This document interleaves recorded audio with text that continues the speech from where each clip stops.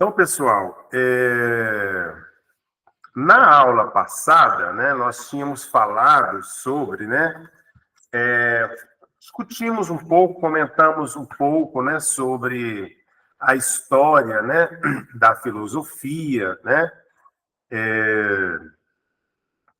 nós tínhamos falado bastante, né, sobre os períodos, né, da filosofia, né, havíamos comentado sobre a situação, né, das cidades-estados grega.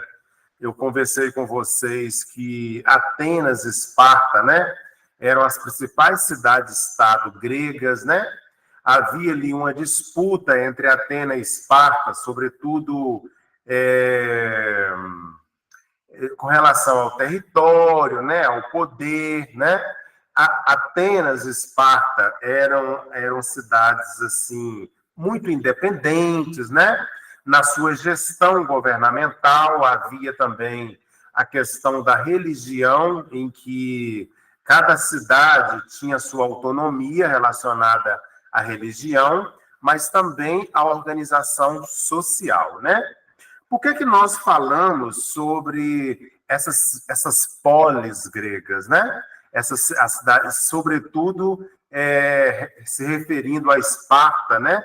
E Atenas, porque elas são cidades, né, importantes na Grécia, que têm uma relação com a democracia, né? Praticava-se ali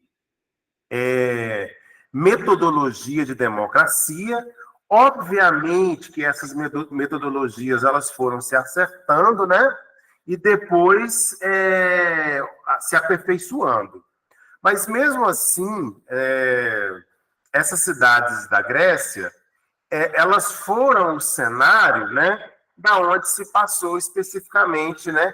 A filosofia antiga, porque igual eu comentei com vocês, né? Sócrates e Platão, principalmente, eram cidadãos, né, atenienses, inclusive, né? Viveram em Atenas e conviveram, assim, na verdade, nessas cidades por exemplo, Atenas é uma cidade grega que era considerado, né, um berço, né, da civilização, entendeu? Eu tinha dito para vocês que Atenas ela é uma referência para a gente, mundialmente falando, em democracia, né? Ela é uma grande referência na democracia no Ocidente, né? Embora tenha sido uma democracia voltada a pequenos grupos, né? Eu disse que em Atenas, inclusive, eles praticavam, né, a escravidão. Não a escravidão da colônia, como o Brasil, né, praticou a escravidão ali, orientada por Portugal. Não se tratava desse tipo de escravidão, pegando pessoas, né, à força dos continentes africanos, né, dos países que falam português. Não. Eram escravos capturados de guerra, né? Ou escravos capturados por dívidas, né? Então, Atenas, ele tem um modo de produção escravista, né? E isso, essa situação de Atenas, como eu disse para vocês na aula passada, ela era alvo de crítica, né? Dos filósofos, né? Sobretudo de Sócrates. Sócrates era assim imensível crítico, né? Às questões, à realidade que se passava na Grécia Antiga, sabe? Sócrates era uma pessoa, assim, extremamente insatisfeita, né? E reflexiva, né? Sobre a situação da Grécia Antiga. Não era só Sócrates, né? Era Sócrates, Platão, né? E Aristóteles. Ele disse que o meu está dando muito eco. Deixa eu ver aqui o que é. Deixa eu ver se vai melhorar. Não sei se é só para você. Deixa eu ver. Tiago está falando que o meu áudio está dando eco. Gente, para todo mundo ou é só para o Tiago? Só para eu entender. para mim aqui está ótimo. Para mim também está ótimo, viu, professor Ciro? Então, Thiago, então Para mim está ótimo também. Pode ser que seja o seu fone, entendeu? Pode ser que seja o seu fone ou alguma coisa, porque então, né? Então, assim, o que eu estava dizendo, né? Só para a gente, assim, em 5 minutos fazer aqui a recordação, é que o mesmo modelo de Atenas, né, como referência ocidental, né? Porque, Patrícia, a gente está falando de Ocidente, então a gente está falando, né, de Europa, América Latina. A gente não está falando de Oriente, né, como, por exemplo, os orientais, como China, Japão, né, aqueles países lá do Oriente. Estamos falando do Ocidente. Então, praticamente, eu disse, né, eu tinha dito na aula passada, alguns filósofos eram considerados pré-socráticos, né? E dada a importância, obviamente, de Sócrates, né? Por isso que existiam filósofos, né? Chamados de pré-socráticos. Então, Sócrates, Platão e Aristóteles, eles fizeram parte, né? Da filosofia antiga, né? Então, os autores, eles vão dizer que a filosofia antiga, ela é anterior a Cristo, né? Ela é entre os séculos 6 a 7, né? Porque, assim, essas datas, Patrícia, elas não são muito, assim, exatas, não, sabe? Tem autores que falam do século 6 antes de Cristo, mas eu também já li autores falando ali entre 6 e 7 antes de Cristo, né? Mas que vai até o século 6 depois de Cristo. Então, de fato, predomina-se ali o pensamento de Sócrates, Platão, né, e Aristóteles, porque são figuras principais da filosofia antiga, né? Embora havia ali também, nos pré-socráticos, né, um respeito imenso por Tales de Mileto, Pitágoras, Heráclito, né, e Parmênides, né? Depois, na época da filosofia medieval, que tem assim uma referência aí entre o século V e o século XV, aproximadamente, né? Ela é uma experiência que tem característica muito fundamentada, gente, no sagrado, tá? Tanto que esse período da filosofia também é apelidada como o período da questão de Deus, né?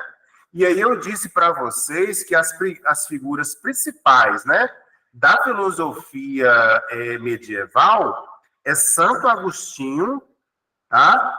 E Tomás de Aquino. Eles foram grandes filósofos cristãos, né? Então, assim, Santo Agostinho influenciado por Platão, né? E São Tomás de Aquino influenciado por Sócrates, né?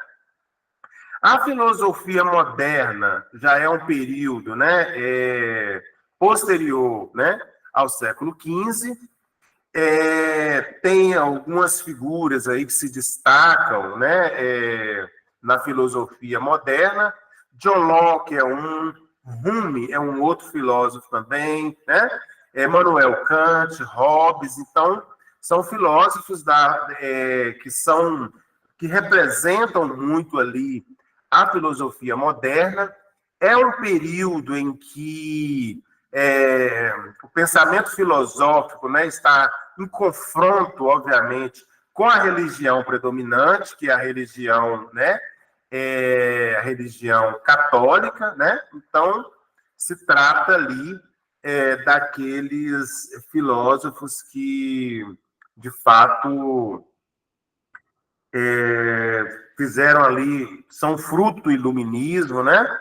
O iluminismo alemão, que é uma fase moderna ali, obviamente dando ênfase, né, na razão humana, enfim. Então, esses filósofos são frutos aí desse período, né? Desse período chamado pós-período iluminista aí, que Voltaire defendia ali então, né? Então, vejamos, só que Por que no curso de administração pública, né, nós damos ênfase à filosofia antiga, né? Talvez algum estudante fale assim, gente, o professor Ciro, ele dá aula de filosofia, ele fala de várias fases da filosofia, né, Patrícia? Mas aí, o que ele faz? Ele sempre volta em Sócrates, Platão e Aristóteles. Ele sempre está enfatizando a filosofia antiga. É porque, na verdade, pessoal, esses filósofos, eles deram grande contribuição para o debate da ética, mas também para o debate da moral. Então, né, embora na próxima unidade, que é no mês de outubro, a gente vai trabalhar bastante o debate da ética e da moral, mas na unidade de novembro, a gente vai pegar o debate da ética e aproximar-se da ética profissional da administração pública. A contribuição do início do debate da ética e do início do debate da moral foi Platão, Sócrates, Aristóteles que deram as principais contribuições. Então, é por isso que a gente enfatiza tanto, né? Foi enfatizado lá no primeiro bloco, né? E agora voltou aqui a ser enfatizado também no segundo bloco. Então, assim, vocês podem acostumar que Platão, Sócrates e Aristóteles vai ali, né, passear pelos diferentes blocos aqui da disciplina, né, de filosofia. Vejamos, gente, para o debate de hoje, né, a gente retoma o debate sobre Sócrates, né, e Platão, sobre a contribuição de Sócrates e Platão, né, na filosofia, né? E aí a gente vai falando de Sócrates e Platão, né? Com relação, usando especificamente, né, as obras, né? Aí alguém mais atento vai dizer assim, como assim, professor? As obras, né? Você falou que Sócrates não escreveu nada, né? Então, assim, como assim as obras? As obras de Platão, gente. Porque tudo que a gente sabe sobre Sócrates, né, é muito pautado nos diálogos, né? Nos diálogos socráticos, especificamente, né? Aonde estão esses diálogos, né? Estão nas obras de Platão, que Platão escreveu, que são famosas, né? O Banquete é uma das obras principais de Platão, e a República, né? E é um livro que essa obra, a República, né, era dividida em 10 livros, né? Então, Sócrates está sempre presente ali nos diálogos de Platão, sabe? Então, assim, eu já falei para vocês, eu não quero polêmica aqui nessa aula, né? Não quero polêmica, estou fugindo de polêmica, mas eu já vi um professor falando, né, da existência de uma tese que Sócrates nunca existiu, tá?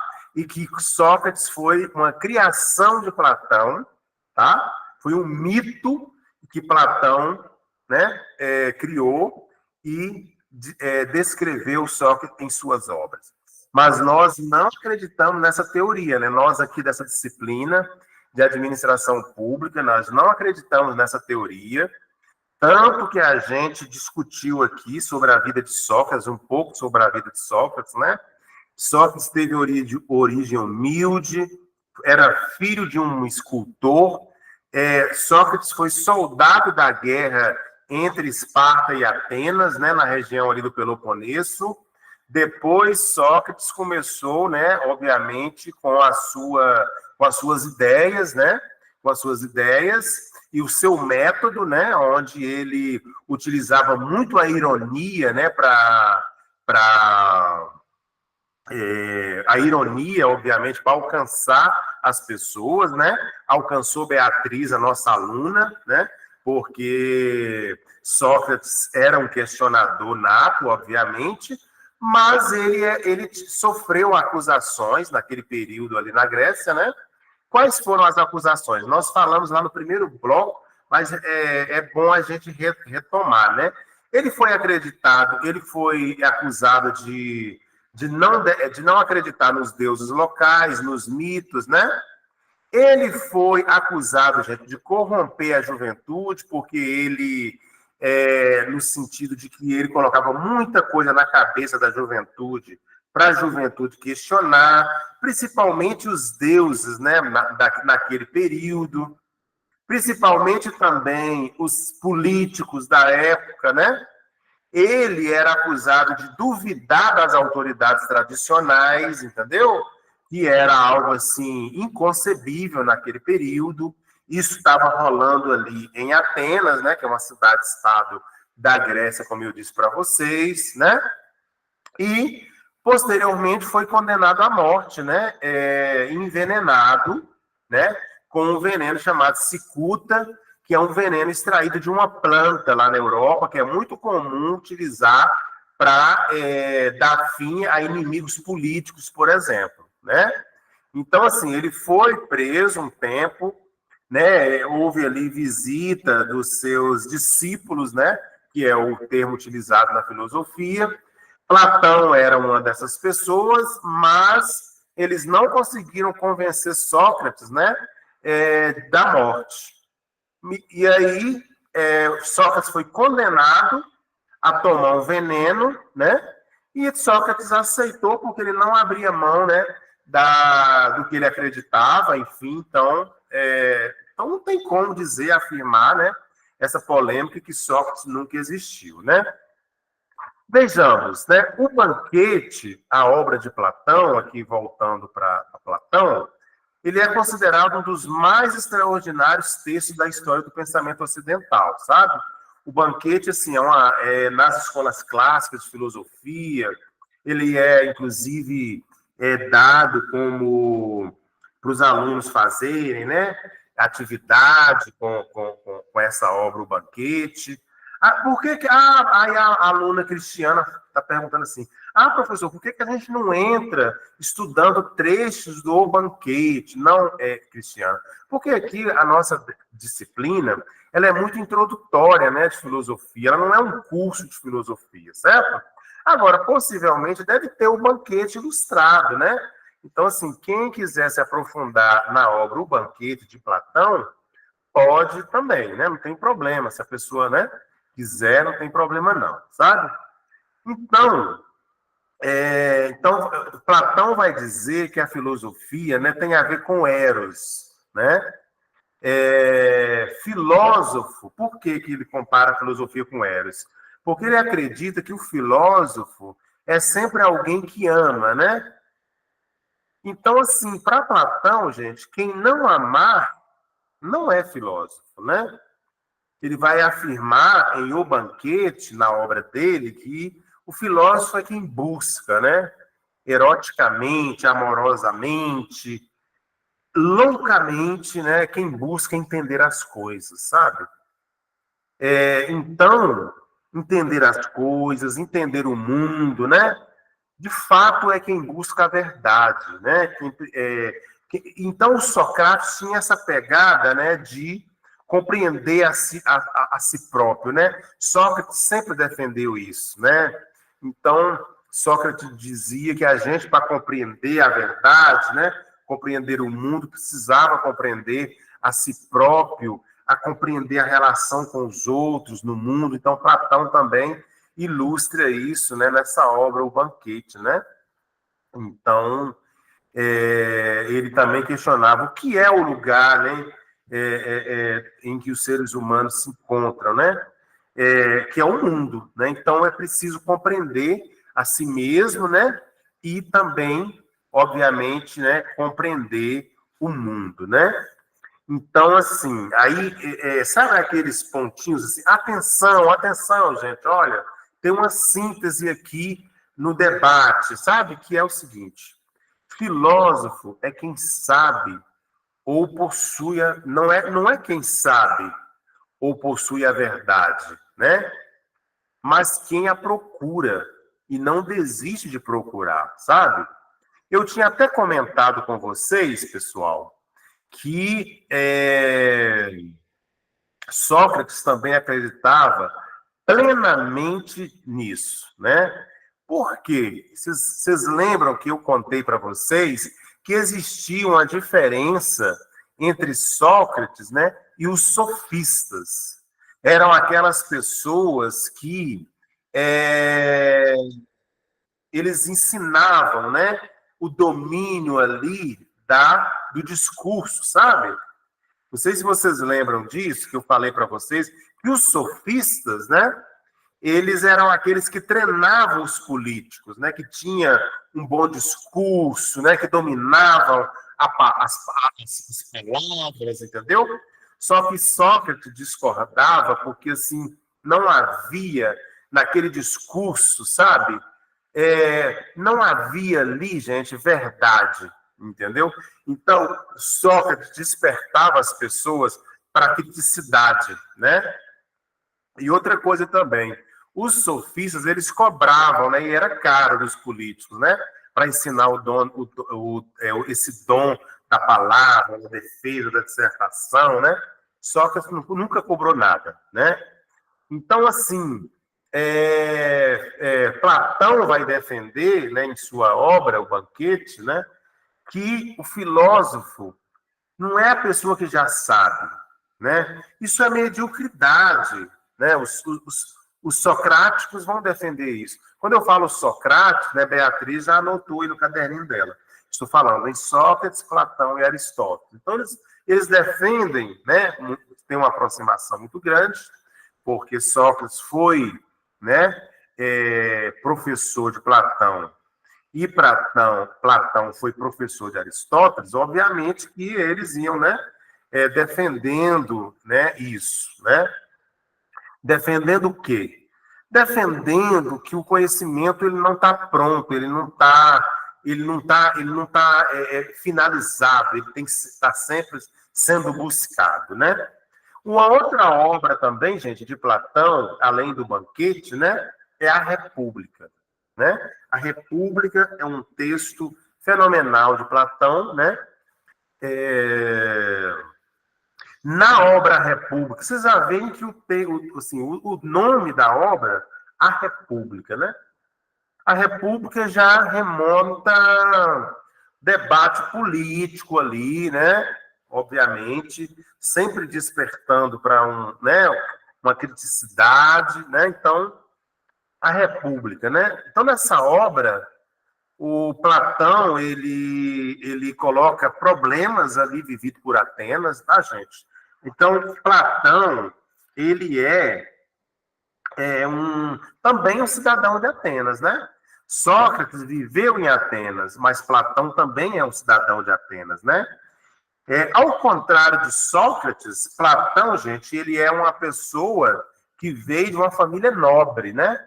Sócrates não. Sócrates era filho de escultor, certo? Peraí, deixa eu mudar esse microfone. Sócrates, que era filho de escultor, e Platão não. Platão era de uma família mais abastada. Tanto que o nome de Platão, né, era Aristócles. O nome verdadeiro de Platão era Aristócles, né? Então, assim, ele recebe uma educação invejável, né? Uma educação baseada muito no que nós tínhamos dito na aula passada, Patrícia, que era um pouco, assim, da pegada, eu diria, de Atenas, sabe? Enquanto Esparta era muito voltada para a educação da guerra, né? Para a educação voltada para a formação de soldados, né? Atenas, ao contrário, era voltada especificamente para o tipo de educação que Platão recebeu, né? Que era música, poesia, né? Literatura, pintura, ginástica, né? mas também política. Platão aprendeu bastante sobre política, né? E ginástica. Vitória, segundo os historiadores, Sócrates chegou a praticar escultura, sim. Aprendeu o ofício com o pai, né? Mas ele também atuou como soldado, né? A gente pode dizer que Sócrates aprendeu o ofício do pai, né? E também atuou como escultor, né? Os historiadores vão dizer isso, né? Agora, Platão, ele conheceu Sócrates com aproximadamente 20 anos, né? E depois que ele conheceu Sócrates, né? Depois dos 20 anos, praticamente o mentor intelectual de Platão passou a ser Sócrates, né? Aí tem uma questão interessante, gente, em Platão, que é a compra de um terreno ali na cidade de Atenas, né? E Platão vai fundar a escola, né, chamada Academia. É uma escola para ensinar filosofia, cujo nome é Academia, né? Depois ela foi chamada de Academia de Platão, né? Então, Paloma, nesse sentido, né, essa academia, não sei se vocês já ouviram falar que as universidades, né, também são chamadas de academia, né? Então, os professores, por exemplo, né, Patrícia, não sei se você já ouviu, geralmente, assim, fala assim, não, porque os professores, né, que atuam nessa área da academia, né, tá falando sobre a formação, né? Você já ouviu falar, Patrícia, que esse termo, assim, que os professores estão na área da academia? Você já ouviu esse termo, assim, falar? Sim. Então, pois é. Então, tá vendo, Patrícia, que até esse termo aí, ele tem, assim, o início lá em Platão, porque Platão, ele tinha recurso financeiro, ele compra um terreno e funda a primeira academia, gente. Uma academia para discutir filosofia, discutir política, mas também é um espaço de atividade física, de prática de atividade física, de lazer, né? de apresentação musical, sabe? Então é um espaço assim bem amplo, né? Esse espaço era chamado de Academia de Platão, sabe? É por isso que, às vezes, na universidade, tenta-se ali a trazer outras atividades além, né, do que a gente ensina, né? Então, é uma verdadeira academia, né? Então esse termo academia, ele vem de Platão, né? Então, assim, as principais instituições de ensino, né, de filosofia como saber, elas começaram ali a partir, né, da academia, né, da academia platônica, né? Então, eu disse para vocês, o Banquete é uma obra importante de Platão, mas é a República, né, que é, assim, a mais importante obra escrita por Platão ali, por volta de 380 antes de Cristo, enfim, né? Essa obra de Platão, esse livro de Platão, chamado A República, né? Ela foi dividida em aproximadamente 10 livros, né? E todos escritos em forma de diálogo, né? Assim, como se ele estivesse dialogando, como se ele estivesse conversando, estabelecendo, assim, um diálogo, sabe? Entre uma pessoa e outra. É no sentido mesmo, né, das pessoas entenderem, sabe? Então, Beatriz, ele criava tipo um diálogo, assim, imaginário, né? Para ir, né, obviamente, passando, eu diria, né, sobretudo pensamento socrático, sabe? Transferindo ali para as obras, né, o pensamento de Sócrates. Então, eu afirmo para vocês que Sócrates, gente, ocupa um lugar, assim, principal, né, nos diálogos de Platão, sabe? É um personagem principal ali, né, nos diálogos, né, de Platão, certo? Agora, vejamos, olha, deixa eu passar aqui um pouquinho a síntese aqui para vocês, né? Olha só. Na obra República, Platão está preocupado em dar uma solução concreta e definitiva para os problemas, né, vividos por Atenas, né, então dominada pela tirania e pela injustiça, né? Então vejamos, né, Platão, não só Platão, Sócrates e Aristóteles, eles denunciavam ali a realidade de Atenas. Atenas também não era perfeita, né? As cidades da Grécia não eram perfeitas. Tanto que a mulher, assim, tinha uma questão relacionada Com certeza, Vitória, eu vou disponibilizar sim, tá? Assim que eu terminar de corrigir aqui um acento ou outro, eu vou disponibilizar sim lá, e ela é importantíssima para o questionário, né?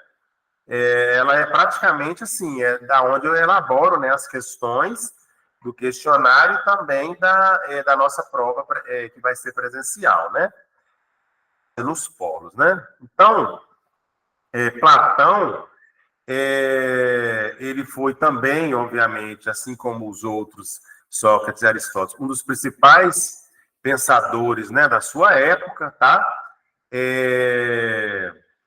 Ele, né, é discípulo de Sócrates, né, tem diversos diálogos filosóficos, né? A República é dividida em 10 volumes, né?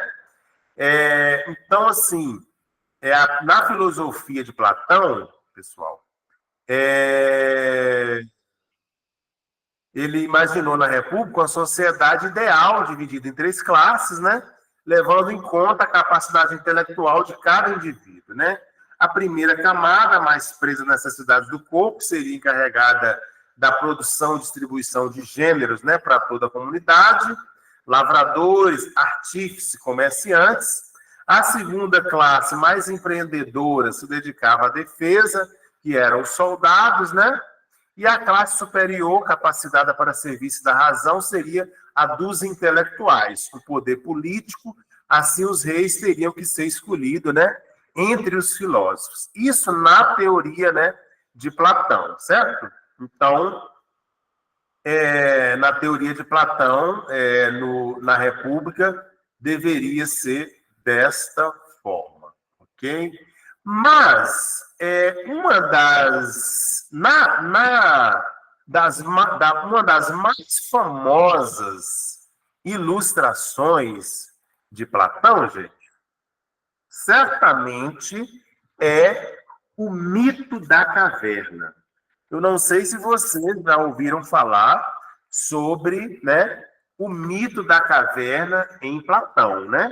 Acredito eu que todos os alunos aqui já ouviram assim por alto, né, falar: olha, professor, já ouvi falar sobre o mito da caverna, né? Mas assim, foi no ensino médio, né?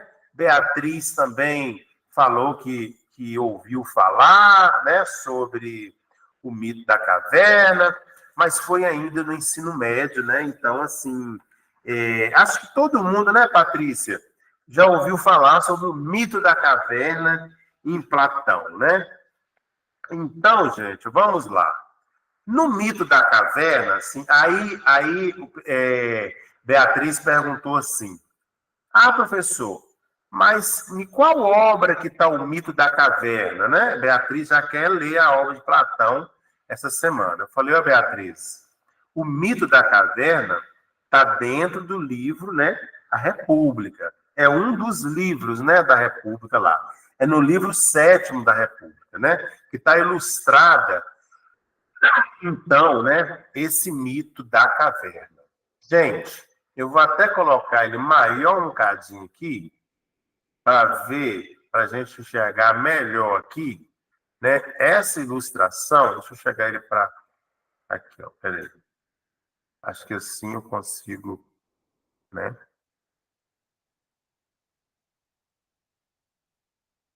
Vocês estão conseguindo ver a figura que eu estou colocando aí na exposição, gente? Então, né? Vitória está falando que tá. Sim. Beleza. Vejamos, ó. Aqui está, gente, a ilustração do mito da caverna, tá? Tem várias ilustrações, mas eu gosto mais dessa ilustração aqui, ó, tá?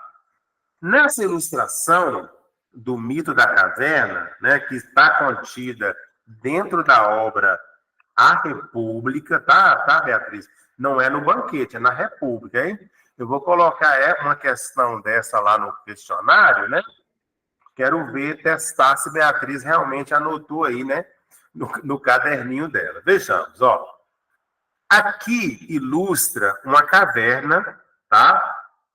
E o mito da caverna, tá? Ele conta a história, pessoal, de alguns homens que desde a sua infância estavam aprisionados em uma caverna, né? Com uma certa abertura. Uma abertura menor, vamos dizer assim, tá? Nesse caso aí, nessa caverna existia uma fogueira, tá? Que ficava atrás de um muro, gente, olha. Ficava atrás de um muro, né? E existiam pessoas que passavam entre o muro e o fogo, objetos, né?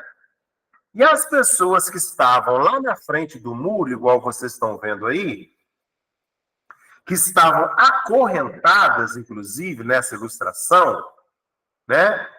Elas só viam ali, né, as sombras dos objetos que o fogo projetava na parede, e elas achavam que aquilo era o quê? A realidade, né? E essas pessoas que estavam aprisionadas aí, acorrentadas, elas só viam as sombras, gente, da caverna. As sombras dos objetos, né? E elas achavam que simplesmente a realidade era aquilo ali, né? O que elas viam ali na parede.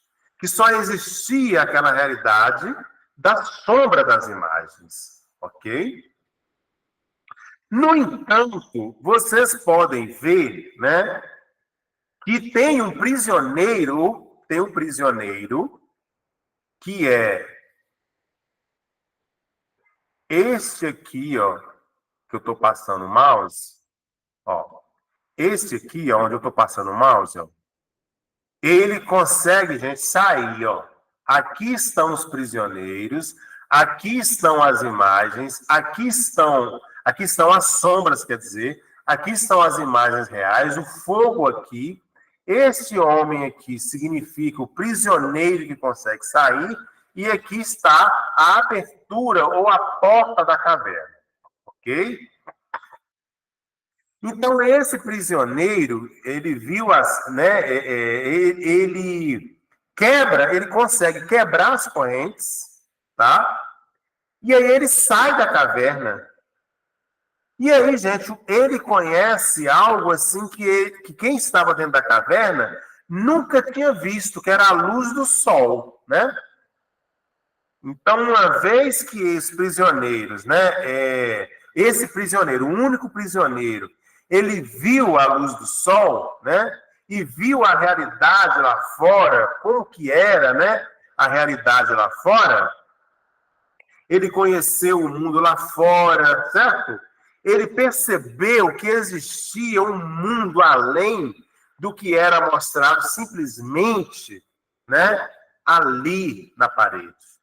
Certo? Ele conheceu as árvores, ele conheceu a água, enfim. Ele olhou e falou assim, gente, eu não sabia que existia, né, a luz do sol, sabe? E aí, o que acontece?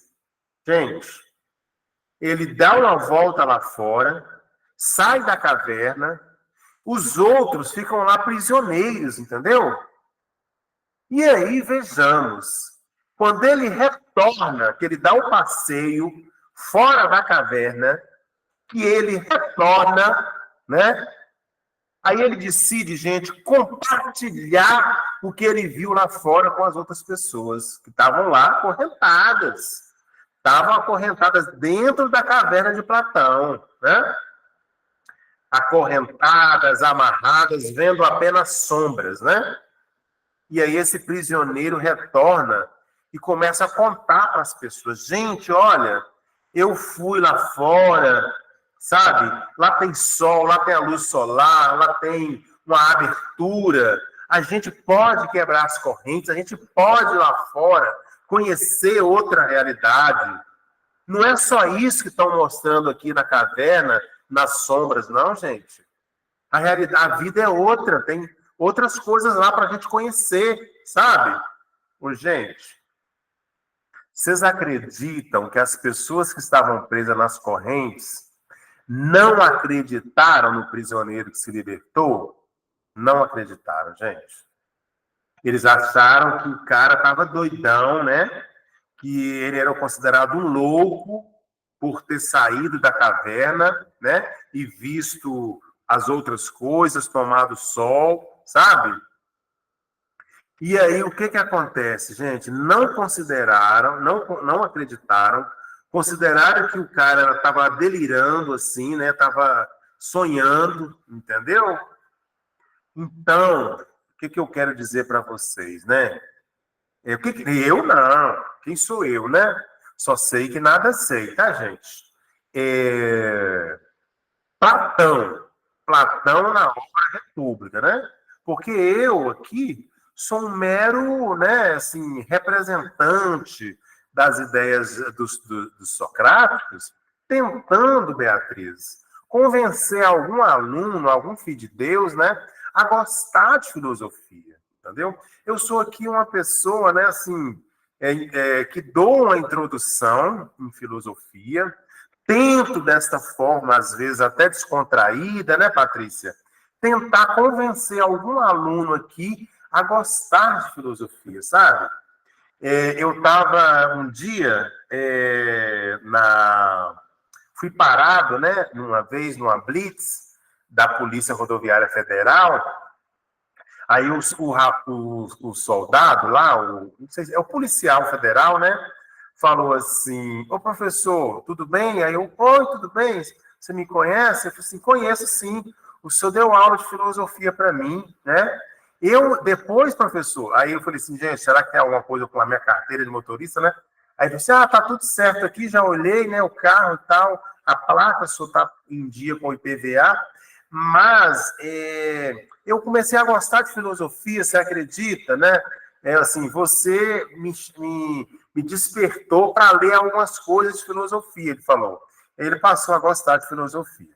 Mas o que eu quero dizer, assim, que esta alegoria da caverna, ou a chamada mito da caverna, né? Ela quer dizer, ela tem algumas mensagens assim que Platão quis passar, né? Para as pessoas quando ele descreveu, né, essa alegoria da caverna, né? Ele vai dizer, gente, que a caverna lá dentro, onde os prisioneiros lá, né, vê as sombras, né? Que é como se fosse um mundo muito ilusório, sabe? Como se fosse um mundo confuso, entendeu?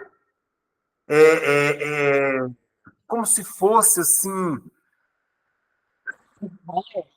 ilusão mesmo, sabe? Vocês estão lembrando que os sofistas, né, convenciam os políticos gregos, né, a falar bem, a convencer as pessoas mais simples, né, com aquele papo deles? Pois é.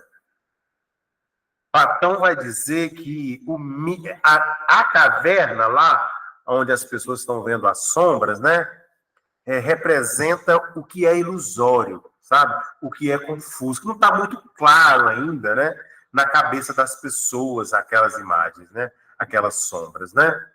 Agora, as sombras, Platão vai dizer na obra A República, né, no livro 7º, onde ele escreve a alegoria da caverna, ou mito da caverna, que as sombras representam a falsidade dos sentidos, né? Falsidade dos sentidos, né? Agora, as correntes, vocês viram lá na ilustração, né, que o povo está acorrentado, né? Acorrentado ali a cabeça e as pernas, possivelmente, né, na ilustração. Essas correntes, assim, gente, olha, a gente tem que prestar atenção nessa parte, porque as correntes representam o preconceito que a gente tem, sabe? E o preconceito, gente, a gente tem preconceito, sabe por quê? Porque a gente não conhece. O preconceito é o desconhecido, né? É o desconhecido, né? Então, assim, né? As correntes, elas significam esse preconceito, né? As opiniões, sabe? Que acorrentam os seres humanos, sabe? Essas correntes, para Platão também, significa a ignorância, né? O senso comum, né? E os socráticos sempre, né, lutaram contra o senso comum, né? Então, as correntes significam isso aí, sabe? As correntes significam essa ignorância e esse senso comum, sabe? Agora, esse prisioneiro, né, que se liberta e volta ali para orientar, para iluminar, talvez para, né, falar sobre outra realidade, da realidade descoberta, né? Para Platão, esse prisioneiro é aquele que vai além das opiniões, sabe? Aquele que vai além do senso comum, né? Platão vai dizer, né, na obra A República, né? Na Alegoria da Caverna, no livro 7º, né, de A República, né? Beatriz falou que ela só quer ler essa parte, né, no livro 7º, lá da Alegoria da Caverna, né? Platão diz que essa pessoa, gente, essa pessoa que quebrou as correntes e que viu a abertura ali, mesmo que pequena, da caverna, né? E saiu para ver o mundo lá fora, sabe? Ele representa o filósofo, sabe? Estou pensando até em dar uma questão dessa, sabe, Beatriz, na prova, para ver se realmente você anotou mesmo, né? Sobre o mito da caverna e o que representava esse ser aí, esse rapaz aí, né? Que quebrou as correntes, esse prisioneiro aí que se liberta, né, das correntes, sai da caverna, vê o mundo além das sombras e retorna contando, né, a verdade para as pessoas, né? E que é até confundido, tido como louco, né? Então, ele representa o filósofo, né? Porque o filósofo está sempre tentando o quê? Libertar as pessoas da ignorância, né? Então, né? O filósofo tem essa missão, né? Eu me lembro quando a gente falou, Beatriz, lá na unidade 1, do Sócrates, né? Que os políticos chegavam com aquela conversa, porque os sofistas, né, ensinavam aquele dom do domínio da palavra, né, do argumento, né? E aí Sócrates só dizendo, gente, olha, não é por aí, vamos, né? Vamos questionar, né, outras coisas também, enfim, sabe? Então, isso irritava, sabe? Isso irritava os políticos, né? Essa coisa, assim, dos filósofos questionadores, né? Nossa, isso, sim, era terrível, né? A aristocracia grega da época, né? Que eram, inclusive, ali, né? Havia uma predominância ali de poucas pessoas que, né, dominavam ali aquela aristocracia do poder e que era criticada, obviamente, pelos socráticos, né? Tá vendo, Beatriz, como é que a aula passou rápida, ó? Né? Gente, no piscar de olho, né, Beatriz? Acabou, né? Acabou o tempo. Mas aí, gente, eu queria valorizar aqui, o Maicon, ele diz assim, Jesus, né? Jesus também foi um grande filósofo, né? Só para título de conhecimento, né? Já que está no mesmo rumo da conversa. Nem só de pão vive o homem, mas também de tudo que sai da boca de Deus, né? Referindo ao corpo que precisa de alimento, assim como a mente de conhecimento e sabedoria, né, Michael? E Romário vai dizer assim, nos dias de hoje, Temos milhões de pessoas presas no mito da caverna. Estão presas em informações apenas de rede social. Excelente, Romário. Excelente comentário, né, para os dias atuais, sabe? Assim, se nós formos pensar exatamente isso, Romário, às vezes a gente acredita, né, em cada coisa que as pessoas, né, falam, e aí, gente, tiveram vários mitos, né, aqui durante a pandemia, né, eram doutores, né, doutores do conhecimento, né, dava receita de chá de não sei o quê, para matar o vírus da Covid. Então, assim, vocês verem que, né? E tinha pessoas que acreditavam, gente. Tinha pessoas que acreditavam, né? E morreram, né? Então, assim, você vê que são mitos, né? Aí a Vitória está perguntando, sua prova terá questões abertas? Não, Vitória. A gente trabalha com questionário, né? São todas questões fechadas. É uma pergunta e 4 opções, A, B, C, né? E D. Aí você vai, né? Você vai escolher uma das opções, tá? Gente, eu só vou aqui, né? Deixa eu ver.